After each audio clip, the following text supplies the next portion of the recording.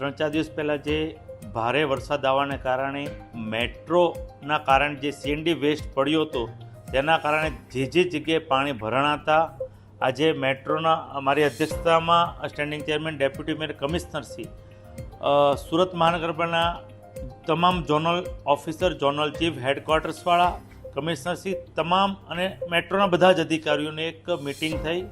એમાં નક્કી કરવામાં આવ્યું છે કે જ્યાં જ્યાં ખાડા પડ્યા છે આવનાર 3 દિવસ સુધી 3-4 દિવસ કોઈ પણ પત્રવ્યવહાર અવર કરવાની મનાઈ અલ્ટિમેટમ આપી દીધું છે. જાતે જ મેટ્રોના અધિકારી સંકલન કરી બંને સાથે ફરી જે 3-4 દિવસમાં ડ્રેનેજ તૂટી છે, સ્ટ્રોમ ડ્રેનેજ તૂટી છે, તેને 3 થી 4 દિવસમાં એને રિપેરિંગ કરે. જ્યાં ખાડા પડ્યા છે એ તાત્કાલિક રિપેર કરવામાં આવે.